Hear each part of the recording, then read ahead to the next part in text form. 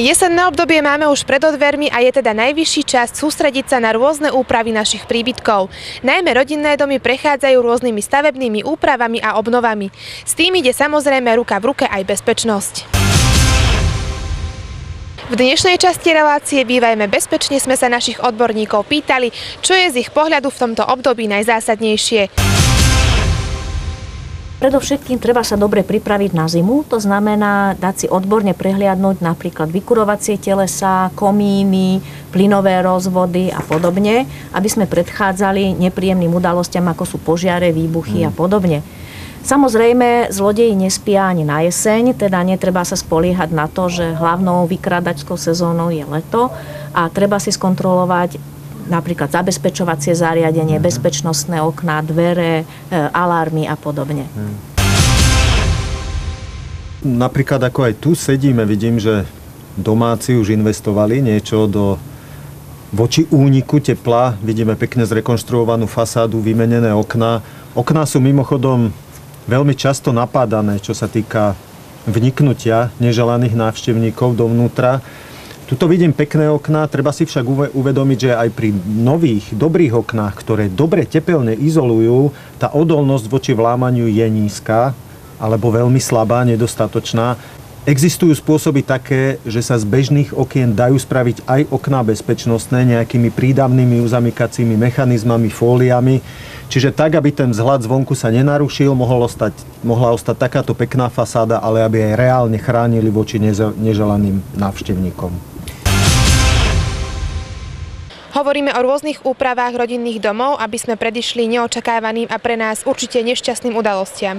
A rovnako, aby sme aj ušetrili. Obnova a s ňou súvisiaca bezpečnosť rodinného domu však niečo stojí. Kde na úpravy vziať peniaze?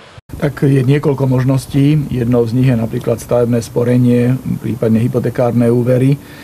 Treba sa v každom prípade na takúto investíciu pripravovať, lebo či už sú to úpravy takého alebo onakého typu, nie sú lacné, treba si to uvedomiť, ale zas ochránia obrovské hodnoty, či už sa to týka tá ochrana proti krádeži, alebo nedaj Bože proti nejakému vyhoreniu, pokiaľ by ten komín nefungoval.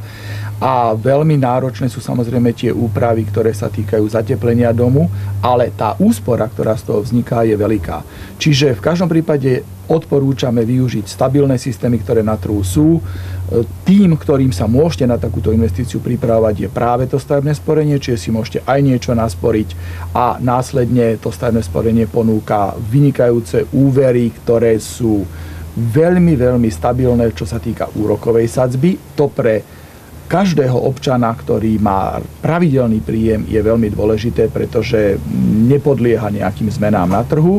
No a pokiaľ nemá na to čas sa pripravať, sme hovorili, že je jeseň a chcel by do zimy niečo stihnúť, tak je možné využiť úvery aj bez tejto prípravy, bez počiatočných vkladov a okamžite si to urobiť. Treba si uvedomiť, že zatepľovanie sa dá robiť maximálne do konca októbra v tých hornatejších oblastiach, v rámci západného Slovenska do konca novembra možno. Interiérové úpravy je možné robiť aj cez tú zimu. Samozrejme, v rámci príprav na zimu, ako som už spomínala, je dobré si dať odborne prehliadnúť napríklad aj tie komíny a rôzne vykurovacie zariadenia. Na toto existujú aj právne normy, ktoré ukladajú povinnosť v určitých časových odstupoch, ročne, pôročne podľa druhu paliva, urobiť revíziu komínov. Čiže odporúčame, aby sa to v týchto časových intervaloch naozaj aj urobilo. No a samozrejme, všetky tieto riziká, ktoré hrozia domu, je možné si aj poistiť a odporúčame uzavrieť kvalitné poistenie, pretože napriek našim prípravám môže sa niečo stať a vtedy si svoj majetok najlepšie ochránime tak, že uzavrieme kvalitné poistenie budovy domácnosti. Áno, keď spomínate to poistenie, pri poistení napríklad, keď je zabezpečený mechanický dom voči vniknutiu, tak to poistenie, keď je poistená nehnuteľnosť, samozrejme spadá aj na tie veci, ako sú bezpečnostné dvere alebo spravenie bezpečnostných okien. Čiže v prípade, že sú poškodené a páchateľ sa nedostane dovnútra, tak v rámci poistenia samozrejme je to uhrádzané tak, aby to bolo uvedené do pôvodného stavu. Zhrňme si teda dnešné informácie do jedného celku. Pokiaľ ste rôzne úpravy vašich príbytkov ešte nestihli zrealizovať, nastal najvyšší čas. Ponúkli sme vám riešenie, ako sa zabezpečiť proti zlodejom, akým spôsobom získať peniaze na financovanie úprav vášho bývania, ale aj to, ako predchádzať poistným udalostiam. Ste hladní po ďalších zaujímavých informáciách? Sledujte aj o týždeň reláciu Bývajme bezpečne. Dovidenia.